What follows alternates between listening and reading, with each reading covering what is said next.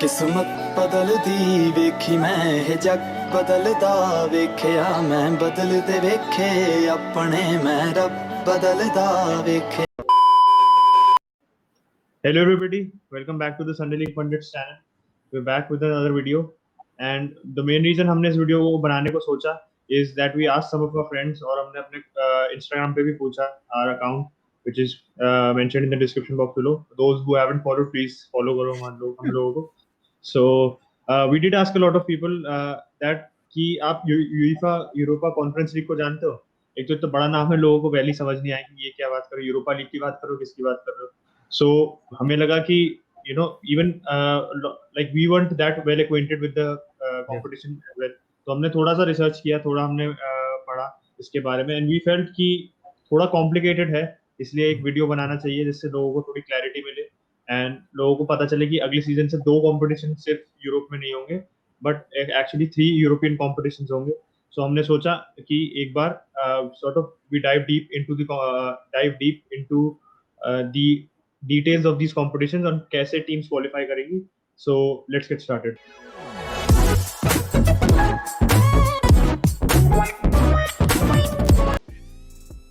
तो सबसे पहले तो मैं यूरोपा कॉन्फ्रेंस लीग पे थोड़ा सा ब्रीफिंग देना चाहूँगा कि it is the third year of UEFA competition of this Champions League being the first year, Europa League being the second year. और इसमें ग्रुप स्टेज में आपकी 32 टीमें खेलेंगी, 32 आई दैट मीन्स 32. और मेनली जो इसमें टीमें होंगी वो लोअर रैंक एसोसिएशन से होंगी. जैसे मान लीजिए जो छोटे देश की लीग है, आयरलैंड फॉर एग्जाम्पल, आयरलैंड की कुछ टीम्स है जैसे बोहेमिया एक एग्जाम्पल होगी, या फिर ग्रीस की Panathinaikos still place in the Europa League. लेकिन जो बहुत ही छोटी छोटी टीमें जिनको आप जानते भी नहीं होंगे, जो छोटे देश की, वहाँ की टीमें आएंगी इसमें. और फॉर एग्जांपल जैसे चैंपियंस लीग को देख लीजिए, चैंपियंस लीग में 50% जो टीम होती हैं वो टॉप 4 लीग से होती हैं. टॉप 4 लीग से 16 टीम आ जाती हैं, तो 32 में 16 मेक्स इट 50%. तो ये एक मेरे ख्याल से एक वेलकम मूव है यूएफए की तरफ से. और आई थिंक ये इंटरेस्टिंग बात हो गई कि अब जो यूरोप में टीमें खेलेंगी वो काफ़ी ज़्यादा हो जाएंगी, कंसिडरिंग यूसीएल में 32 टीमें होंगी और ऑब्वियसली यूरोपा लीग में 48 टीमें होती हैं. और ये जो सस्ता यूसीएल है यूएफए कॉन्फ्रेंस लीग, जिसमें 32 टीमें होंगी, तो दैट मेक्स इट 112 है. क्या कुछ बहुत ज़्यादा टीमें नहीं है? हाँ, but I think that's actually the catch. अगर आप बिल्कुल ढंग से नहीं देखो, फिर वही हम उस वाली बात पे आ गई कि वीडियो की जरूरत क्यों पड़ी, कि आपको लगे 112 टीम्स खेलेंगी, and that is a little too much. Even though you do want competition, even though you do like encourage like जो छोटी टीम्स को उनको एक प्लेटफॉर्म मिले, एक वाइडर ऑडियंस मिले, but 112 टीम बहुत ज्यादा हो गया. But that's where the catch is. So instead of having 112 teams, there will only be 96 teams. तो क्या होगा कि जो यूरोपा लीग में अभी 48 टीम्स होती हैं, that will be reduced to 32. Champions league unaffected रहेगी, and the as Utkarsh mentioned, Europa Conference League में 32 teams होंगी. So every competition will have 32 teams each. That makes it a total of 96 teams. So Utkarsh, एक बार do you want to explain the format and basically how the group stages of each competition will be decided? तो काफ़ी ध्यान से सुनिएगा सब लोग, क्योंकि यहाँ पे थोड़ी कॉम्प्लिकेशंस है. अगर आप ध्यान से नहीं सुनेंगे तो समझ नहीं पाएंगे.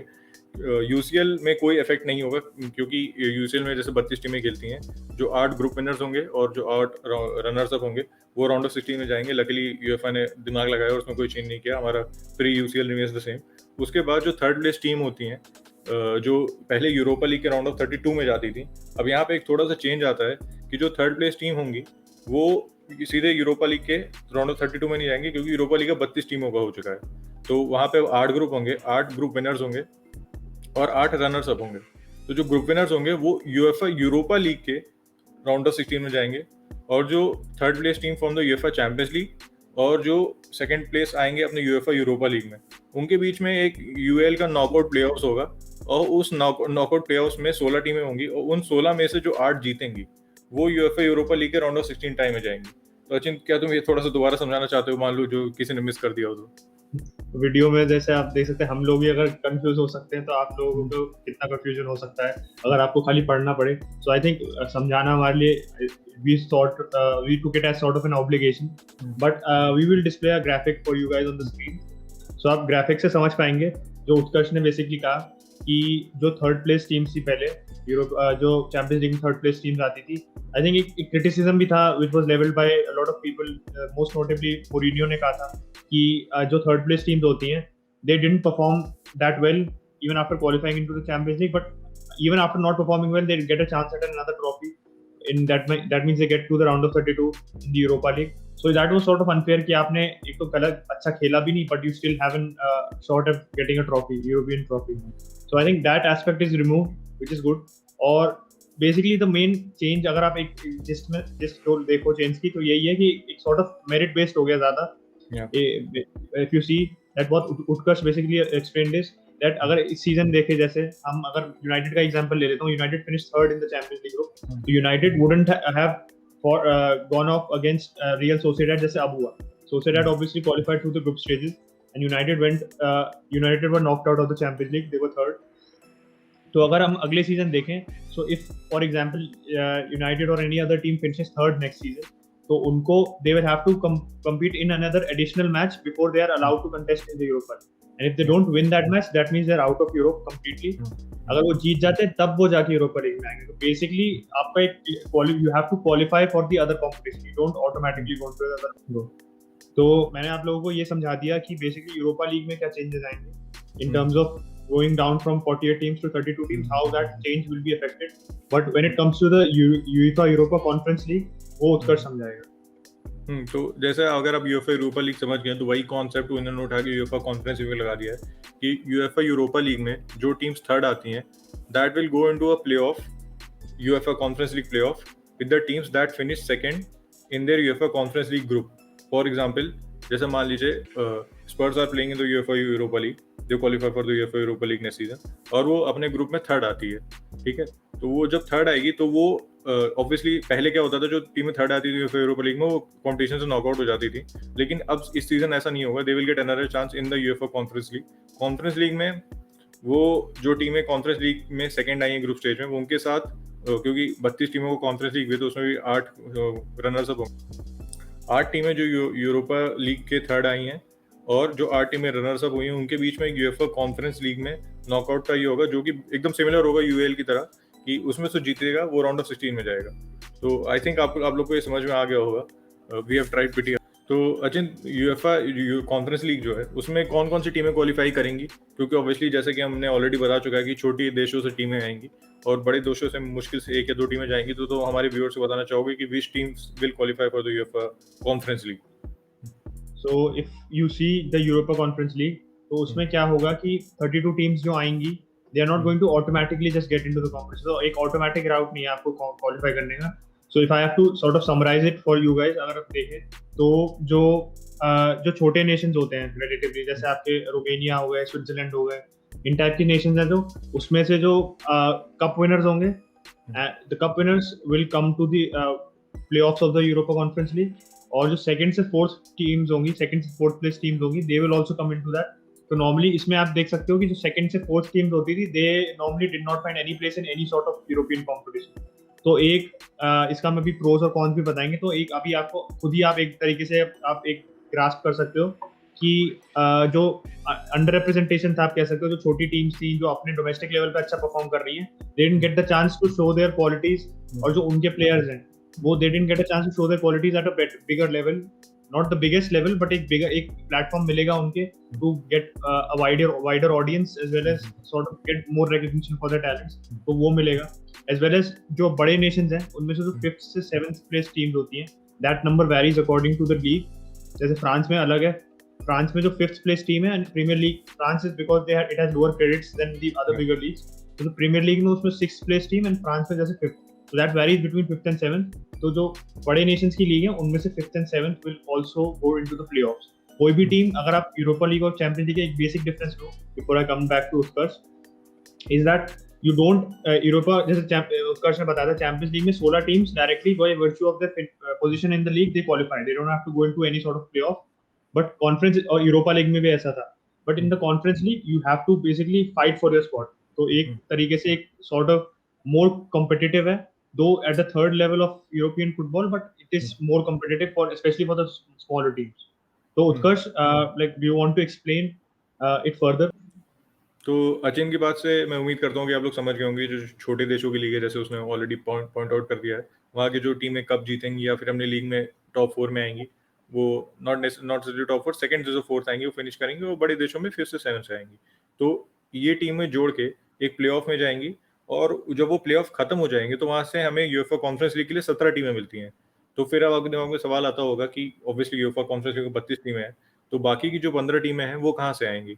तो बाकी की जो 15 टीमें हैं उसमें से 10 टीमें यूएफए यूरोपा लीग के जो क्वालिफायर्स होते हैं, अगर आप इस सीजन का एग्जाम्पल देख लें, टॉटनहम मेरे ख्याल से सिक्स फिनिश की थी लास्ट सीजन, या दे फिनिश सिक्स।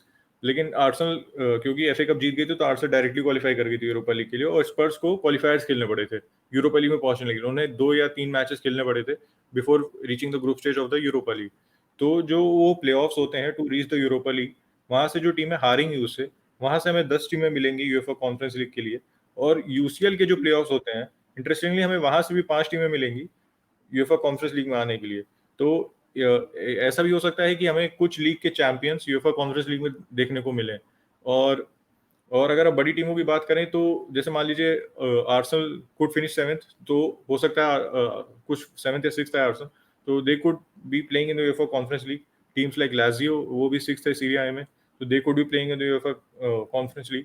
तो एक बहुत ही अच्छा मिक्स होगा मेरे ख्याल से टीमों का, थोड़ा कॉम्पिटिटिव एज भी ज्यादा होगा, तो देखने में मेरे ख्याल से मजा आएगा। अच्छा, तुम्हारा क्या ख्याल है, तुम्हारा क्या टेक है इस पे यूएफए कॉन्फ्रेंस लीग पे? सो आई थिंक ओवरऑल में हमने स्ट्रक्चर तो समझा दिया, तो हम थोड़ा अब बेनिफिट्स एंड डिसएडवांटेजेस की बात कर सकते हैं। Hmm. So I like as Utkarsh sort of ended it on a positive note, मैं बेनिफिट्स पे पिकअप करूंगा।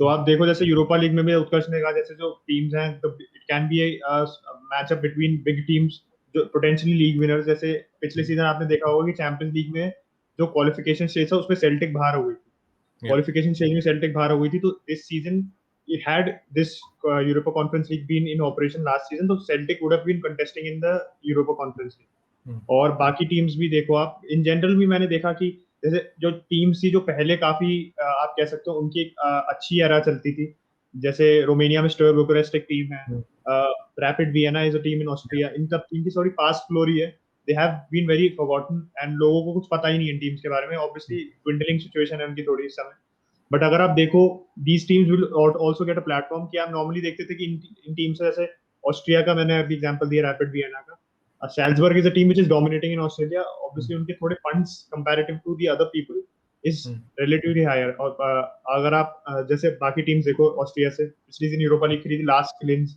there is Vienna as well, but they are comparatively not as financially powerful in comparison to Salzburg as their rival। अब Salzburg की थोड़ी सी monopoly सी हो गई है, आप देख सकते हो।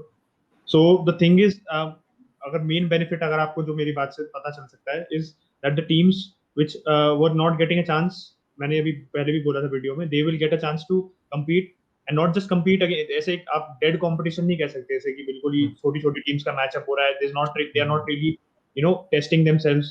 तो जैसे उत्कर्ष ने समझाया हाउ टीम्स विल क्वालिफाई, तो उसमें यूरोपा लीग और चैंपियंस लीग के भी पोटेंशियली जो कैंडिडेट्स होते हैं, तो those who fail to qualify they will also come down there. Teams will ultimately, I think एक लेवल ऑफ कंपटीशन तो बढ़ेगा ही, players will also get better, which is also going to happen, because if you gonna, it is very natural कि अगर आप एक अच्छे opponent के खिलाफ आते हो on a consistent level, obviously आपको तुरंत बेनिफिट्स नहीं मिलेंगे, but as soon as this competition gets underway and it's underway for a good amount of time, say 3 to 5 years, 5 to 7 years, तो आप देखोगे एक लेवल ऑफ कंपटीशन, कॉम्पिटिटिवनेस है जो यूरोपियन फुटबॉल में वो बढ़ेगी। एंड जो छोटी टीम्स की प्लेयर हैं, एंड इन टर्न हमारे को इंटरनेशनल लेवल पे देखेगा, जैसे रोमानिया और ऑस्ट्रिया सबकी टीम्स हैं, इनमें जो players who do not get a chance to play in the bigger leagues, they will improve themselves. तो हमारे को जनरल क्वालिटी फुटबॉल में इंप्रूवमेंट मिलेगा। So Utkarsh, would you have anything to add to this? हाँ, एक पॉइंट और जो हमने मिस कर दिया था, मुझे अभी ध्यान आया कि ये जो लीग का फॉर्मेट है वो खाली 3 साल तक वैलिड है। कि अभी obviously UEFA is trying this out, तो उन्होंने ये जो फॉर्मेट हमने आपको समझाया ये अभी 3 साल तक है, 2023-2024 सीजन तक ये फॉर्मेट फॉलो होगा। उसके बाद हो सकता है ये कैरी ऑन करे, या फिर यूएफए इसको चेंज भी कर सकती है, तो 2024 में वो पता चलेगा। और अगर प्रोज और कॉन्स की बात करें तो तुमने obviously you have mentioned a lot of pros. एक और मैं जो बात करना चाहूंगा कि जो स्मॉल टीम्स है जिनके पास बजट नहीं होता डेफिनेटली, तो उनको थोड़ा एक क्रेडिट भी मिलेगा, obviously credit in the sums of money. एक प्लेइंग इन द यूएफए की लीग में अगर आप खेल रहे हैं तो व्यूअरशिप बहुत ज्यादा है, ऑब्वियसली रोमानिया की लीग कौन ही देखता होगा, लेकिन मान लीजिए if they perform a good run in the conference league, मान लो सेमीफाइनल तक पहुंच जाती, क्वार्टर फाइनल तक पहुंच जाती, तो काफी लोग देखेंगे उससे।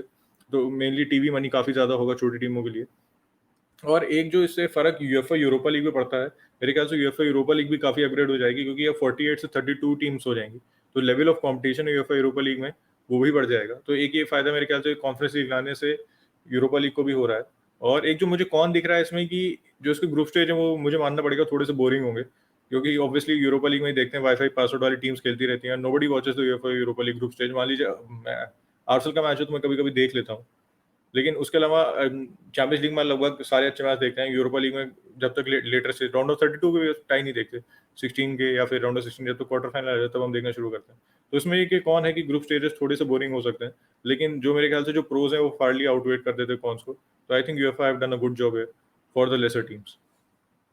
Just to add to Utkarsh point, अगर आप देखो कि जो जैसे उत्कर्ष ने कहा छोटी टीम के match wifi passwords and everything they do not normally people don't prefer to watch them, but आप देखो कि नॉर्मली थोड़ा मिसमैच सा हो जाता था। यूरोपा लीग में हमने देखा था 48 teams of Arsenal are coming up against a random team from a small country से लिथुआनिया या कहीं से आगे कंट्री, तो आपको लगेगा कि अब they fought so hard to they went to 2 to 3 qualifiers to get to that stage, and then they come up against a team which they obviously have no matchup against.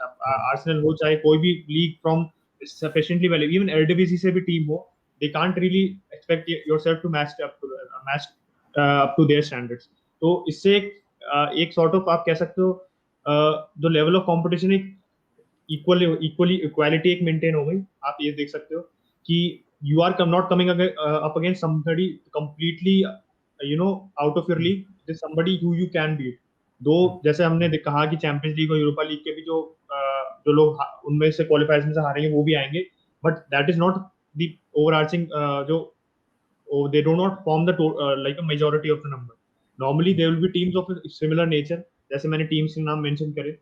And obviously उत्कर्ष ने कहा कि financial एक इसका obviously आप देख सकते हैं financial जो इम्पैक्ट हुआ है इस समय पैंडेमिक वगैरह का। आपने देखा कि छोटी छोटी टीम्स, कितनी teams were on verge of bankruptcy, not the big teams. Specially England में अगर आप देखो नॉन लीग टीम्स कितनी है ऐसी जो they went bankrupt and they do not have any, and ये ऐसी टीम्स थी जिनको खाली स्पेक्टेटर्स जो आते थे उनसे ही पैसे मिलते थे। So this is obviously something which is going to bring in some sort of broadcasting revenue, which is much needed, and ultimately it will benefit the clubs. So I think that's pretty much it. Cons भी उत्कर्ष ने बता दिया आपको कि थोड़ा boring होगा, and it sort of will make it a little more packed. थोड़ी आपका मतलब जो teams थी, everybody is going to be playing a lot of matches, and थोड़ा सा hectic football हो होने के chances है football, but obviously उत्कर्ष ने ये भी कहा कि trial basis पे है। So this is not something which UEFA indefinitely decided to implement. ये एक ऐसी चीज है जो UEFA इसके pros and cons बैलेंस करेगी, 3 साल बाद देखेगी। तो I think that's a good move, and उत्कर्ष ने सही कहा। So with that I think we can wrap up. So that it's for the video guys. उम्मीद करते हैं कि आपको UEFA conference league, Europa league में जो चेंजेस हो रहे हैं वो समझ में आए होंगे। और मान लीजिए अगर आपको नहीं समझ में आया तो आप वीडियो दोबारा देख सकते हैं, या फिर you can ask us in the comments briefly, जो पार्ट नहीं समझ आया we can explain it to you. And if you like this video please give it a thumbs up और सब्सक्राइब करना ना भूलें। We are on the road to 400 subscriber. तो अगर आपको हमारा कंटेंट अच्छा लग रहा है तो please share it with your friends and ask them to subscribe to. Thank you for watching guys, bye bye.